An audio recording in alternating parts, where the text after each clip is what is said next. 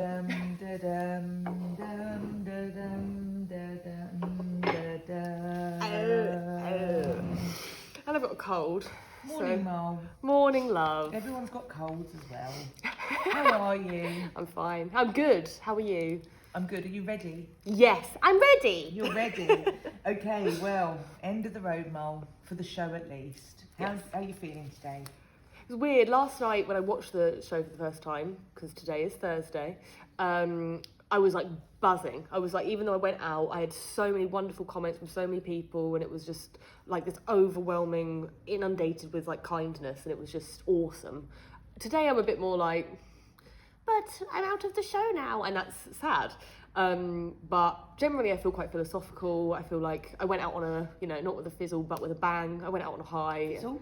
Not with a fizzle, but with a bang. Yeah, so I'm pleased. I mean, it's sad that it's done. Kind of like a slight relief, like weight off your shoulders when you know it's just done. It's a lot. It's intense. Such a lot. It's been like a year. Yeah, Yeah. But no, I'm pleased. I feel like I've gone out on a high, so it's all good. So Shop Week, they said it was one of the hardest weeks. She's Do you right. think it was? Yeah, I think Michelle's totally right, because as she said, like, it's as much about the design as it is the merchandising. And I'm not a visual merchandiser. I'm an interior designer, and I'm not very... lingerie was so fiddly. Yes. Like when we first got the brief and Paul went, I hate lingerie. I said to you, why do you want lingerie so much? Well, I wanted lingerie because the brief was so wonderful. So obviously, the Brides was like, industrial, like New York loft apartment, which sounded cool. And then I didn't get the brief for the shops, the homeware one, so I don't know what that entailed. But the lingerie brief was like quintessential British, liberty, Selfridges, like colour, eclectic, all the stuff that I loved. So I loved the brief, aside from the fact that it was lots of tiny fiddly, tangled up pants. Thank you very much. There you go. Cheers, love. Have a good day. Delivery. See, Liberty's my favourite shop Okay. in the world. Yeah, same. And it's, to me, you sort of got that feeling in the shop. Well, one thing that actually was weird is we didn't get to talk to Mary tons, like behind the scenes and stuff. We just basically saw her judging, and then she had to shoot off. But when she actually turned up in the morning, I sort of turned around and I went, "Oh, good morning, Mary Portis." That was weird. And she went, "Oh, hello. Like, which shop was yours?" And I went, "Oh, I'm the lingerie one." And she went, "Very Liberty, darling." And I was like, Right. "That's my brief, so that's good." I've always loved her. Not so much now. Oh, don't say that. Oh. So you were head designer Lead designer. after, or whatever they call it. So how did you feel about that when... It's a double-edged sword, that. I mean, I was really happy to have been like validated, and I want to go for your design model because that feels great because someone's picked your like vision. And as I say, for me it was like I felt like I really connected with the shop. I felt like I really connected with the brief. So it was like yes, that's all good. But obviously you know that as lead designer, there's so much more. Basically everything that happens, whether that's good or bad, is on you. So if it's good, great. If it's not, And it was a huge shop.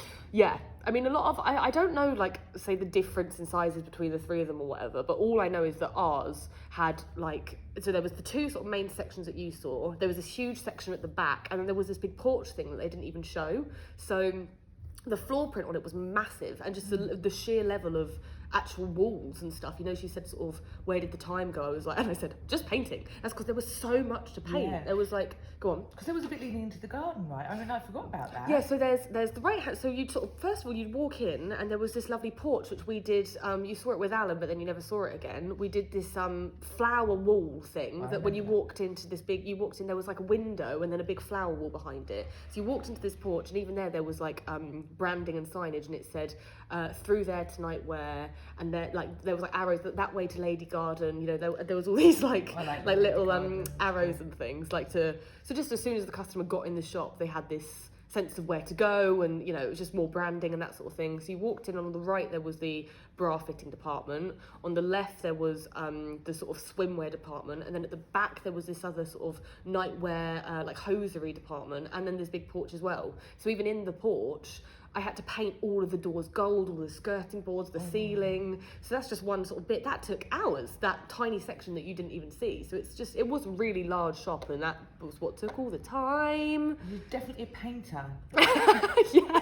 I think I'm just gonna. much I think I'm just painting. gonna ditch the interior design career, just head trade, just go in on the painting decorating. Not that I'm good at it, but I'm just like blisters on my hands every week. Like I just commit to the painting though. I think at this point in the competition, It's got to be done. At this point in the competition, I was like, I knew from my perspective that I had to make a statement, good or bad. And like even at the beginning of Shops Week, Michelle saying how, to entice people off the road and that you've got to go bold, you've got to give people a reason to shop there.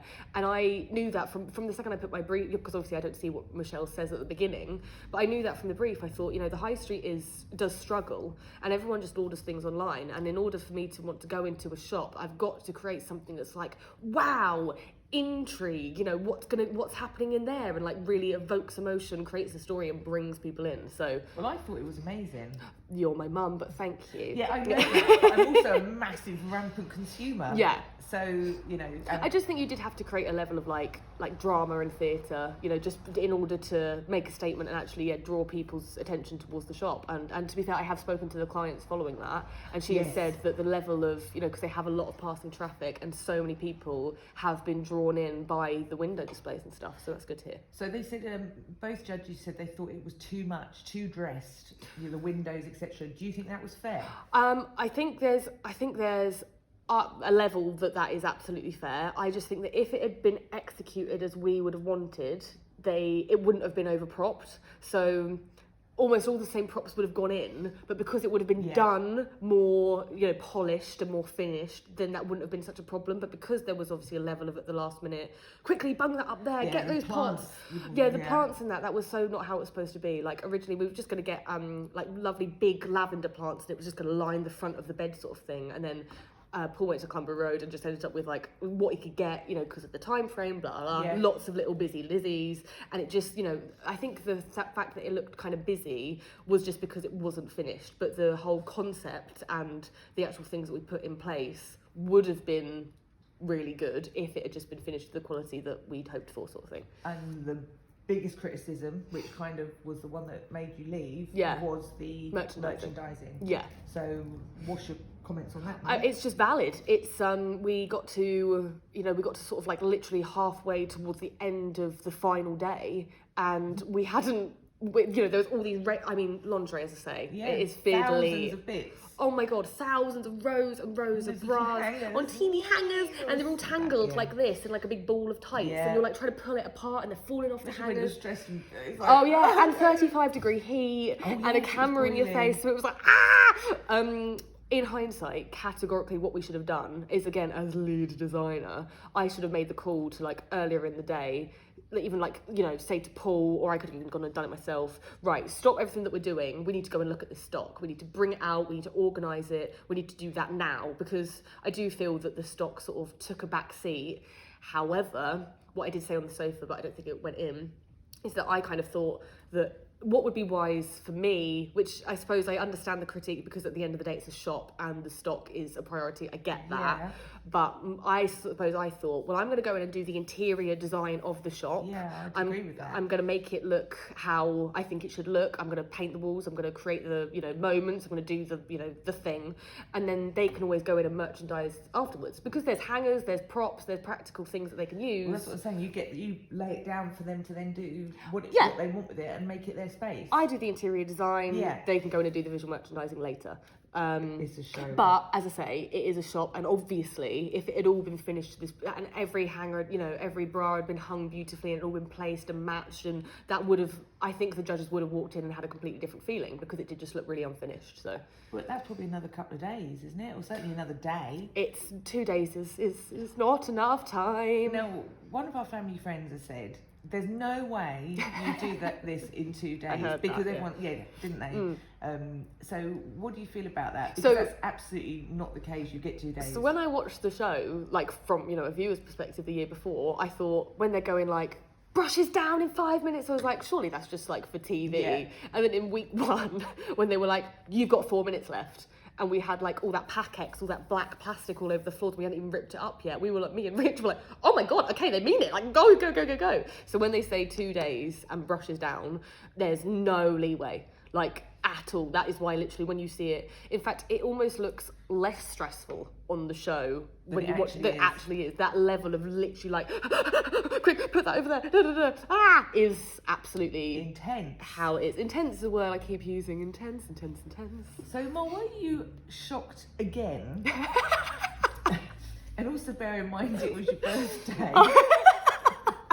I mean, surely that should have made them keep you. I know, right? Did you tell them? I would have definitely told them. I mentioned it clearly not enough. Not it enough. Was my birthday. It's my birthday. For me, it was so sad because... Really for me, it was really sad because, like, I got the brief that I wanted and I was like, great. And then I was paired with Paul, visual merchandiser, Shops Week. I was like, great. Then Mary Portas was the guest judge. I was like, loved her since I was about 10. Great. And it's my birthday. I was like, the stars are aligning. I was like, it's how wrong side. I was like, it's all going to come together. It's going to be my week. It's going to be great. And working with Paul, you're proper friends, right? You two. Me and Paul, oh yeah. I mean, he's honestly great. Like that week, we had so much fun, but you didn't see it on the show. Like, you know, because you just didn't. I mean, to be fair, the level of stress, valid, but the fact that they only showed like how frantic it was. We had so many, like, I laughed more than I've laughed in years with Paul that week. I think, I mean, arguably a level of it was just hysteria. Heat exhaustion. But I remember at one point we were, like, in the window doing a dance and going, are you going to Salisbury Plain? Yeah, you were bonkers of heavy. Yeah, together. And we did... in the most wonderful, eccentric way. Yeah, we did lose our minds a little bit. And obviously, you know, like, on the lead up to it, it's kind of funny how we did do a lot of, like, collaboration and, you know, he is a visual merchandiser. He did make all these like visual merchandising areas. They didn't even show, I don't think. He did like branded bags and stuff. So we got bags and tissue and like for the shop nice and it was branded. So it said Annie's Just Jane on it and stuff. That was cool. Paul's idea. That was really good. And yeah, it was great working with him. He also sourced loads of the like, you know, eclectic bits and pieces and stuff. So yeah, it was a really nice bloke, isn't he, Paul? Yeah, really, really nice. Eccentric as. But really genuine, really nice human. And that's a really important trait to have, isn't it? So you were really shocked when you ended up on the sofa, do you think, Mel? To be honest, by that point I was like, okay, I'm on the sofa again. Excellent. I was kind of a bit, got a bit numb to it by that point, I think, because also, like, I'm really not trying to be shady, but I struggle to understand what people want, like what the judges arguably want. Because say, you know, in my own life, I made a woman cry last week, a client, for good reasons only, because she, like, I went out to her house, I did a visit, and she told me a bit about herself, and I put this design together, and when she got it, she was like, you've just, like, totally captured everything, you've captured me. She said, I feel like like moved by it because you've understood it. And I kind of struggle because I feel like I can read a brief and I do know what I'm doing, arguably. And the clients loved it. And they've kept it. Yeah. So, yeah, I do struggle because even, as I say, at the beginning of the episode, Michelle said a lot of things like... I was going to go on to that because you were saying that, you know, as we touched on before, it's got to have something amazing. She said, you know, from like, you know, you want to make it so eye-catching from the outside in, which is really going to make people want to shop there. And it's going to be... a criticism, which I thought was ridiculous, by the way, about... Is it a lingerie shop? What do you think they're selling? Parasols? Parasols. I mean...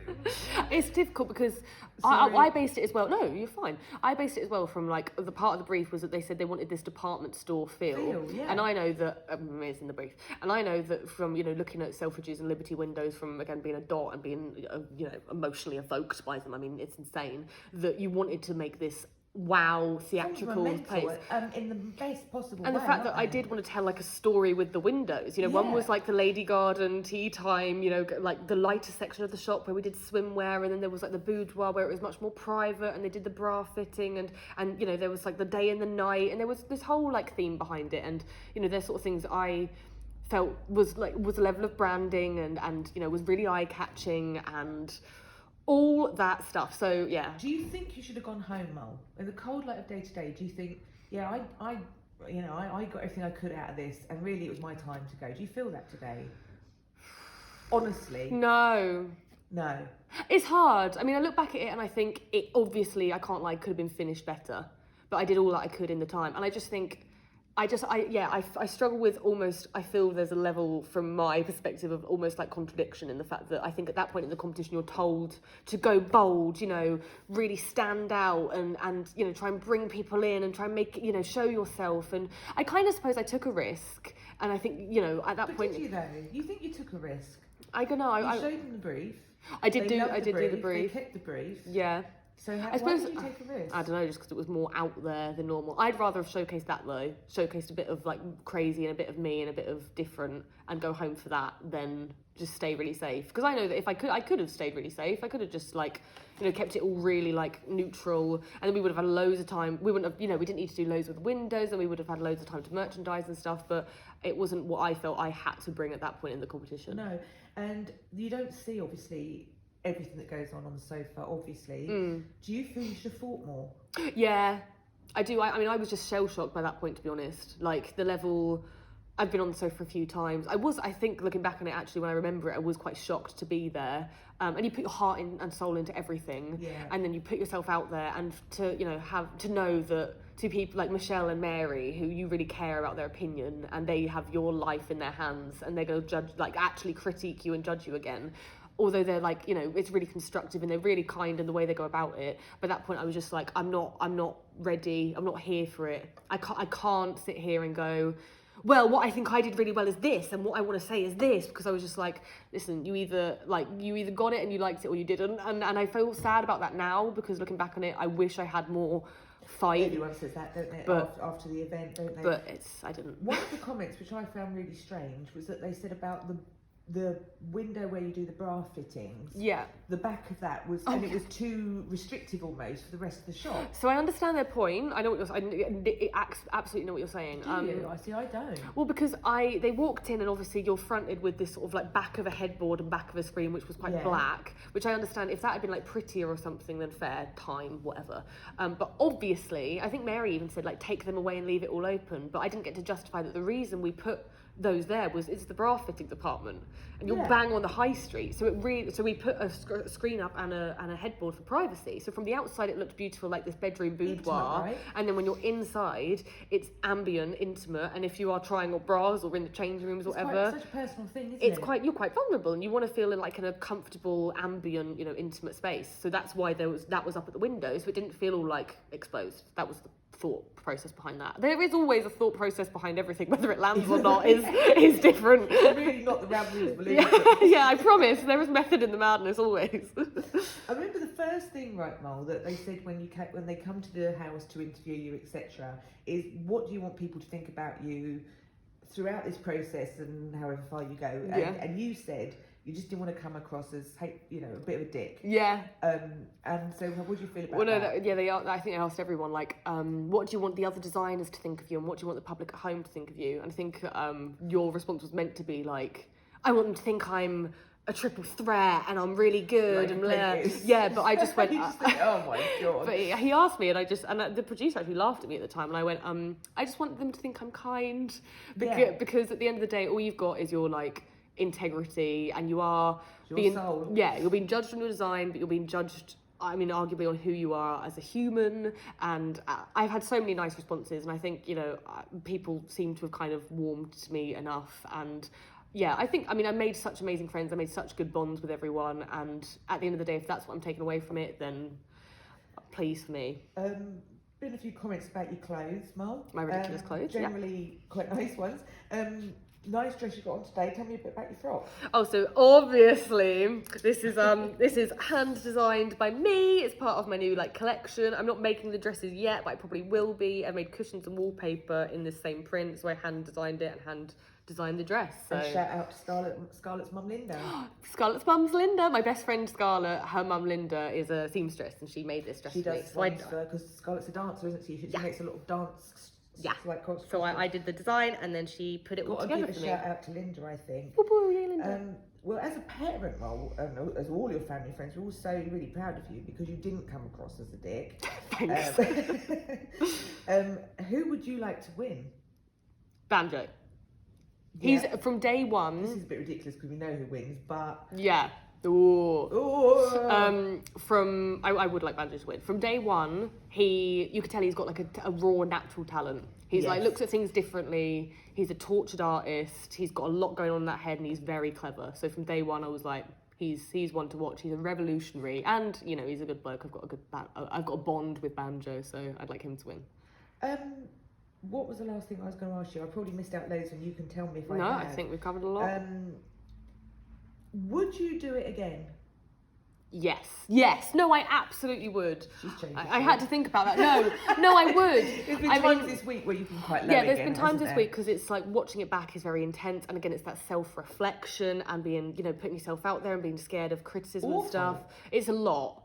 But when I did it, and at the time, and even now, it was absolutely life-changing. It took me from being this like sort of slightly introverted person who had lost her job in interior design, who was stamping invoices, into meeting 9 incredible, like amazing creative people who I never would have met in a million years, and going out of your comfort zone. And I have learned tons. I mean, who I am now as a designer and a person as to who I was a year ago is very different. So life-changing. I would do it again. Would you? Yeah. Although it's intense. Yeah. Caveat. Have you got a final word you'd like to say to anyone watching, Mole? Thank you for all of your kind words, and it's been a blast. Okay, and I think that's perfectly said. We've probably, like I say, missed loads of important stuff. Yeah, loads of controversy. You're on with Rochelle and Abby tonight. So I am. That'll be interesting. I don't know when I'm putting this on, so I'll either be on that later or I've done it already, but that's you've live. done a few things on, you had to do some interviews today. I did some interviews today. Sleep. Yeah, I've had 40 minutes of sleep and I've got a cold, but I did do an interview with a 2 magazine, so I'll be sharing them soon. On your birthday, so... And I was kicked out on my birthday, guys. That was so sad. It's all going to come together. Out on your birthday, on the sofa. See you later. The confidence. I love the fact that it's like... not confidence, but there's hope. Literally, I was like, come on, this is it. It's all going to come together. Dun, dun, dun. Ooh, no. But it was great. Thank you for your support. Thank you for being my little interviewer as well. I'm really glad that everybody's been so nice. Everyone's been lovely, actually, and that's really heartwarming, isn't it? Yeah, so to people who I don't know and people who I do know, and everyone, like all of your comments and nice, messages and that have honestly meant the world, because it is a really intense thing and you do put yourself out there. So to have so much love and kind feedback has been the best. So thank you. Yeah. All right, Mel. Well done, darling. Thank you, love. So well. Thank you. This won't be the last you see of me. Yeah. Bye, loser. Bye.